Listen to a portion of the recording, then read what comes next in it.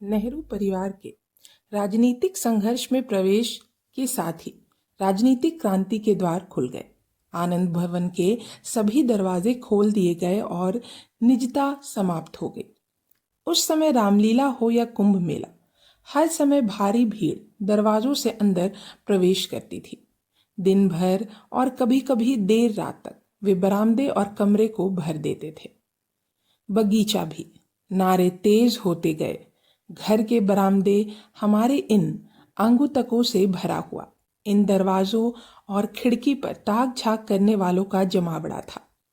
आंखें इस प्रचुरता को देखकर विनम्रता और विस्मय से भर जाना असंभव था। स्नेह और भक्ति का। जैसे जैसे इंदिरा बड़ी होती गई, यह शोरगुल से दूर अकेले रहना पसंद करने लगी। भीड़ भाड़ वाले घर से दूर हलचल भरे इलाके में वह बगीचे में गायब हो जाती।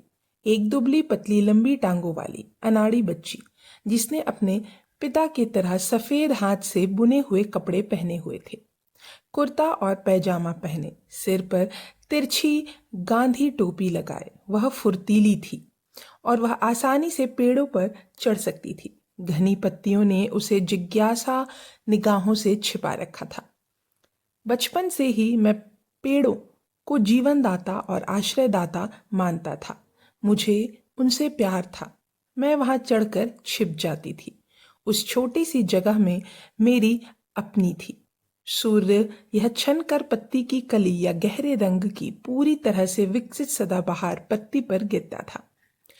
अनजाने में ही उसने हरियाली को आत्मसात कर लिया और उसकी नवीनीकरण करने की क्षमता को महसूस किया। ऊर्जा बादलों के गरजने के साथ परछाइयां लंबी होती गई और वह ऊर्जा में डूब गई। ऐसी दुनिया जहां रहस्य छिपा था, कल्पना और वास्तविकता, सूर्य और छाया का खेल। इंदिरा के साथ लुका छुपी। कभी कभी वह पेड़ से खोखले हिस्से में छिपने की कोशिश करती थी। वह वहीं थी जहां वह आराम से बैठकर पढ़ती थी।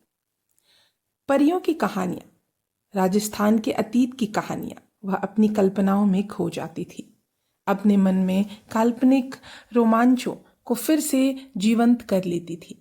नौकरों ने उसे पुकारा, लेकिन आवाजें दूर से आती रही और छन कर सुनाई देती रहीं।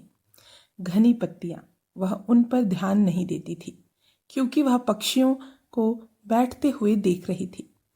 किसी शाखा पर बैठा हुआ या तेजी से उड़ता हुआ, या कोई गिलहरी अपने कान खड़े करके सतर्क बैठी हुई। जरा सी भी आवाज पर उसकी नजर टिक जाती थी। तितलियां, झल्लियां और चींटियां उसका ध्यान अपनी ओर खींच लेती। वह पेड़ से तभी उतरती थी जब वह ऐसे करने का निर्णय लेती थी। बगीचे में उसकी तलाश कर रहे नौकरों और उसकी मां की निराशा देखकर वे दंग रह गई। घर के भीतर ही उसका कमरा एक और एकांत स्थान था। वह जगह खास थी। यह उसका था।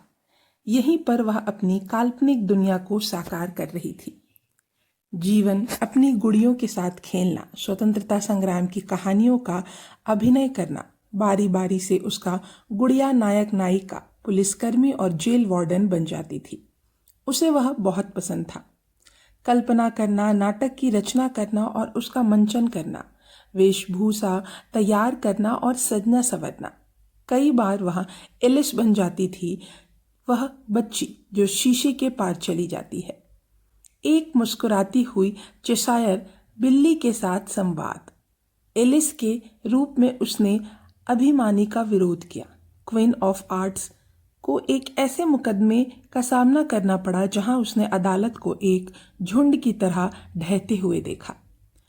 एक बार फिर वह जोन ऑफ आर्क या झांसी की रानी बनकर नेतृत्व करेगी। लोगों को युद्ध और मृत्यु तक ले जाती थी। वह हमेशा मंच के केंद्र में रहती थी।